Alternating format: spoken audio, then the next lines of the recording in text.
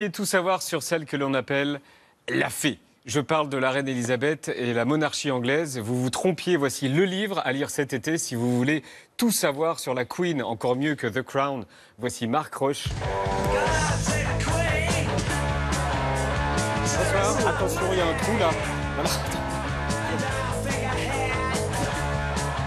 Bonsoir Marc Roche, bienvenue sur le plateau de Quotidien, voici une partie de l'équipe, je suis ravi de vous rencontrer. Vous êtes belge, vous êtes correspondant à... Belge, désolé. Vous êtes correspondant à Londres depuis une quarantaine d'années, longtemps pour Le Monde et aujourd'hui pour Le Point. Le 2 juillet, vous publiez ceci, elle ne voulait pas être reine, point d'exclamation, chez Albin Michel. En quelques mots, pourquoi Buckingham, ça vous fascine et ça nous fascine aussi? Ça fascine tout le monde, Buckingham. Pourquoi? Parce que la reine... Elle a depuis toujours 68 ans de règne, 94 ans, pas un pas de travers, et surtout, elle représente l'Angleterre, elle représente la planète, elle a connu tous les présidents de la Ve République, elle a connu 14 premiers ministres. Est-ce que dans le siècle dernier, tout le monde était aussi fasciné par la monarchie britannique ou les gens ils s'en foutaient? Ah non, dans le siècle dernier, il y avait Victoria, mais elle était tellement austère. Cette reine-ci nous donne un côté éclatant qui explique d'ailleurs que les Français soient fascinés, que ce soit le look, que ce soit... Oui, on s'en moque un peu. Elle nous fascine, mais on s'en moque un peu. Ah, mais vous avez tort, parce que le look est très calculé. On va en parler du look. Alors, vous voulez en parler tout de suite du look? Oui, tout de suite. Ok, Donc, on va voir toutes ces tenues, très colorées. Le look est très calculé, c'est-à-dire qu'il faut d'abord qu'elle soit vue, regardez, d'où des couleurs chatoyantes, flashy, mais en même temps, il faut que ce soit classique, que ce soit majestueux, avec une touche de kitsch anglais. Oui, c'est ce que j'allais dire, une touche de kitsch. Et donc, kitsch. cet ensemble fait que la reine Elisabeth est sans doute la plus grande star de la planète. Vraiment. Comment on obtient des infos sur une monarchie qui ne parle jamais à personne? On rencontre la reine, ce que j'ai fait à vingtaine d'occasions. Je lui ai parlé longuement plusieurs fois. J'ai été invité... 7 fois. 7 fois. J'ai été en 30 ans, c'est pas mal. Oui, les journalistes anglais n'ont aucun accès à la reine qui se méfie d'eux. Mais comme elle est francophile et francophone, elle m'aime bien. Et alors comment on fait pour rencontrer la reine? Ah ben, d'abord, il faut être invité, il faut bien connaître le protocole. Or, le protocole est très pointilleux. On dit « Your Majesty », « Votre Majesté ». Ensuite, c'est « Madame »,« Mam ». Ce qui veut dire « Madame », c'est « Mam », comme ham, jambon. Donc vous lui dites, en pensant à un jambon, mais en fait vous avez la reine face à vous, et vous avez cette petite femme qui pas très impressionnante, les paroles, fin de paroles sont inaudibles, vous essayez de comprendre ce qu'elle vous dit. Vous parlez en français avec elle? J'ai parlé et en français et en anglais, elle parle très bien le français. Et alors ce qui est étonnant, c'est qu'étant belge, son prof de français était une belge, une aristocrate belge, et elle ne parle sans accent. Belge, elle ne parle pas comme ça. Elle parle français. On va l'écouter en français, la reine. Et en anglais aussi. You have earned a reputation as a welcoming, alors ça, c'est en anglais. respectful and compassionate country. Il y a maintenant 50 ans, à la veille des célébrations du centenaire, j'ai prié les Canadiens de continuer à donner l'exemple. Vous la regardez avec un regard... admiratif. Oui. En fait, elle est extraordinaire. Elle est d'autant plus extraordinaire qu'elle ne m'a jamais rien dit, que chaque fois que je l'ai rencontrée, elle m'a posé les 3 mêmes questions. À savoir, depuis combien de temps, Monsieur Roche, êtes-vous au Royaume-Uni? Est-ce que vous vous y plaisez? Et la 3e, c'est l'inévitable sur la météo. Ça veut dire qu'elle n'a pas de conversation? Non, c'est que... On ne peut rien lui dire, c'est ça? On ne peut rien. D'abord, on interdit de lui dire, celle qui pose les questions. Alors moi, je me suis quand même, un moment après plusieurs fois, je lui ai dit, je vais quand même lui dire quelque chose et lui poser une question. Alors je lui ai dit, mais madame, en 2002, Le Pen contre Chirac, c'est très inquiétant. Alors elle m'a dit, c'est en effet très inquiétant, j'espère que les Français vont bien voter. Et le lendemain, donc, là, dans Le Monde, là c'était le max. Dans Le Monde, c'était la reine vote pour Chirac. J'étais très fier de ce scoop. L'autre fois où elle m'a dit quelque chose, je lui ai dit, mais vous, elle me dit, est-ce que les Français s'intéressent au Commonwealth, l'ancien empire? Je lui dis, bien sûr, en pensant pas du tout. Oui. Donc, elle me regarde, et je lui dis, vous savez, il y a la francophonie, c'est tout à fait la même chose. Elle me dit, c'est la même chose, mais c'est très différent, vous savez. Et puis il y a ce long silence, et puis elle disparaît comme par enchantement. Et j'ai sa dame de compagnie qui me dit « Attention !» C'est quand on est journaliste, c'est frustrant de ne pas pouvoir poser des questions. Mais d'abord, la reine déteste les journalistes. Mais c'est quoi? Elle les déteste vraiment? Ah oui, elle les déteste. C'est pas son monde. Les Son journalistes monde, anglais? Les journalistes anglais, les journalistes français. Son monde, c'est l'aristocratie, c'est les chevaux, c'est la vie de campagne, c'est les courses hippiques. C'est pas du tout les journalistes, les médias sociaux. C'est un monde qu'elle ignore complètement. Elle n'a aucun ami journaliste, à l'inverse des présidents français. Et qui peut lui parler normalement? La seule personne qui lui parle normalement est son mari. Et c'est pas ses enfants? Ah non, ces enfants, vous savez, doivent prendre rendez-vous avant de la voir, doivent faire l'inclinaison de tête pour les messieurs et la révérence pour les dames, les petits-enfants, la même chose. Les enfants, ils font ça? Charles, Absolument. Ah, Charles fait l'inclinaison, puis il donne 2 bisous, mais à peine effleurés. C'est tout un art, vous savez, les bisous. Et pour lui parler, il passe par une secrétaire? Ah oui, il doit passer par une secrétaire. Il ne peut pas prendre son téléphone et dire « Maman, il ne peut pas rentrer dans le bureau Camilla est comme de ça? mauvaise humeur. » Non, non, il ne peut pas rentrer. Il ne passe pas des soirées sympas? C'est une famille totalement dysfonctionnelle. C'est-à-dire, ils ne se connaissent pas, se fréquentent pas. Je pense que certains se détestent. Oui, c'était ma question. Est-ce qu'ils s'aiment? Ah non, il est très clair que quand le prince Charles a dit à la reine, écoutez, Andrew, avec ses histoires de pédophilie, ça fait désordre, il faut qu'il passe à la trappe. La reine a fait passer Andrew à la trappe et Andrew est son petit favori. Donc, les enfants ne Il s'aiment n'y a, pas. Il n'y a pas de sentiment. Il n'y a pas de sentiment. Est-ce qu'elle a des amis, des copines? Elle n'a aucune copine. Les personnes les plus proches... Ne t'agace pas, Julien, calme-toi. Il faut vous mettre un nouveau disque dur, monsieur. D'accord. La reine n'est pas comme vous et moi et comme tout le monde ici. Donc, quand vous dites qu'elle n'a pas d'amis, mais elle n'en souffre pas de ne pas avoir des amis. Elle n'a jamais eu d'amis depuis qu'elle est toute jeune, depuis qu'elle est princesse héritière, puis l'âge de 10 ans. Les seules personnes dont elle est particulièrement proche, ce sont les dames de compagnie, qui appartiennent tous à l'aristocratie. Là, ce sont ses seuls amis. C'est un peu triste. Mais vous savez, la grandeur est triste. C'est Napoléon qui le disait. Ce n'était pas un grand admirateur de la monarchie britannique. Est-ce qu'elle est cultivée? Est-ce qu'elle est intéressée par des choses? Est-ce que... Vous dites qu'elle fait quand même des puzzles à longueur de journée.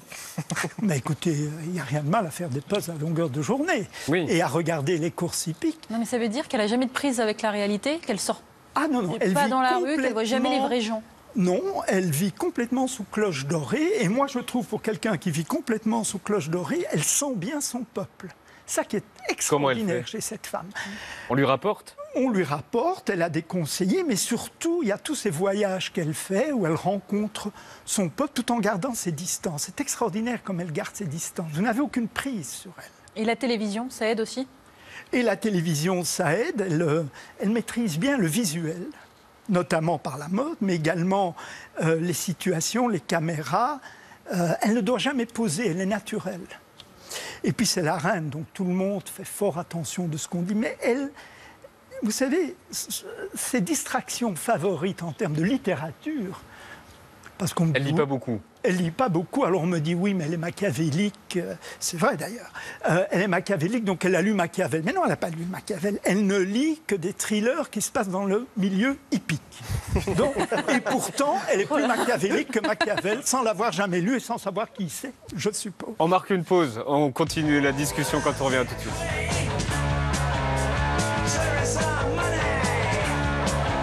Avec Deliveroo.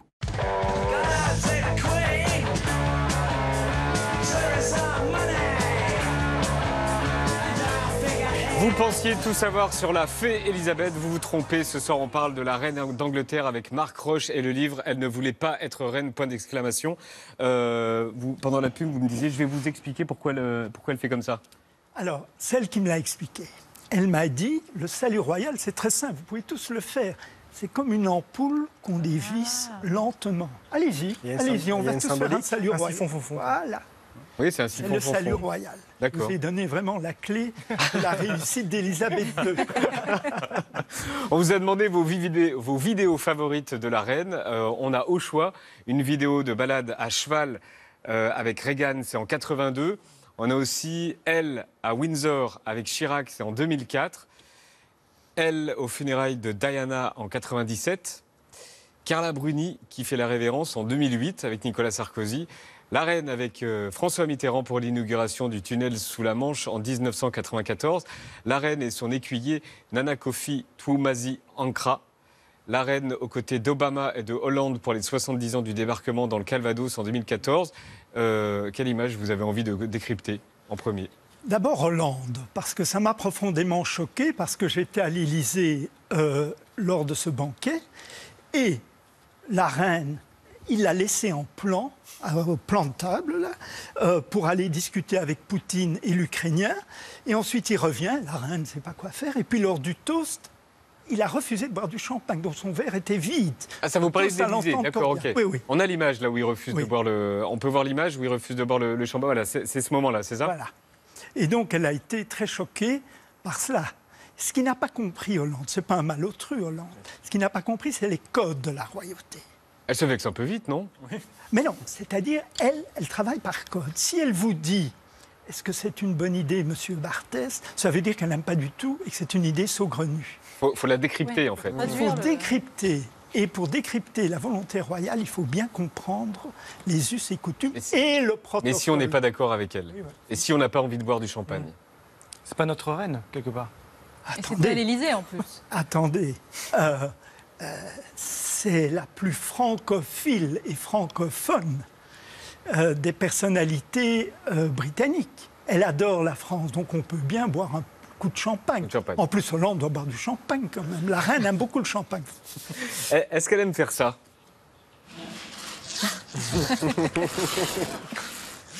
On dit qu'elle ne sert qu'à ça.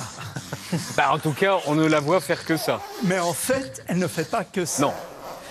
Elle a un rôle politique quand même, parce qu'elle voit le Premier ministre. Une fois par semaine. Elle représente l'État. Elle est quand même gouverneure de l'Église anglicane, l'Église d'État, l'Église protestante. Elle est commandante des armées. Elle est chef d'État de 15 pays, dont le Canada, la Nouvelle-Zélande et l'Australie. Donc, ce n'est pas que ça, la reine. La reine est une institution en tant que telle. Et elle est vraiment à la tête d'un lobby, qui est le lobby caritatif. Il y a plus de 3000 associations et qui est sa manière d'influencer le débat politique via ces associations philanthropiques. Et il se dit quoi pendant les réunions avec le Premier ministre, les réunions hebdomadaires? Écoutez, il se dit des choses ou pas? On n'en sait rien parce que c'est un tête-à-tête et il n'y a jamais rien qui a fuité. À part Churchill a dit qu'il discute de course. Cameron, il a jamais fuité? Alors Cameron a dit qu'elle était très heureuse du résultat du référendum en Écosse, le refus de l'indépendance, mais s'en est mordu les doigts parce que maintenant elle est persona non grata au palais. Et au palais, vous savez, vous devenez très facilement persona non grata. Moi, je suis toujours en odeur de sainteté, je vous rassure. Peut-être pas après le livre. Oui, alors justement, s'ils le lisent. La reine ne lit jamais les livres qui lui sont consacrés. On lui fait des fiches ou pas? Pour elle. Nous allons lui envoyer un livre, parce que maintenant elle a le temps, elle est confinée à Windsor, donc elle a tout le temps de lire mon livre. Bon, même pas confinée, elle a un peu de temps quand même. À 94 ans, elle a d'autant plus le temps que le prince Charles est maintenant régent de facto et a repris l'essentiel de ses activités, mais pas le titre. Parce que vous savez, la reine ne va jamais abdiquer. Et on ne va jamais passer le prince Charles. Non, c'est le fils. Non. Sauf si elle Parce tombe que, malade gravement. écoutez, je peux être familier. Oh oui. Ça vous ennuie pas? Oh non, au contraire, allez-y. Je vais vous dire. On saute tout chez les Windsor, sauf les générations. Pardon? On saute tout chez les Windsor, sauf les générations. Je le répète, on saute tout chez les Windsor, sauf les générations. Elle est bonne, celle-là. Ouais. Alors, il paraît qu'elle est radine. Ah, elle est très proche de ses sous. Moi, quand je vais au palais, on reçoit un demi-verre. Elle en a beaucoup, pourtant. Et le champagne est dégueu. Le champagne était bouchonné dans mon cas, mais bon, ça arrive que le champagne soit bouchonné. Le palais était d'ailleurs furieux, il trouvait que c'était...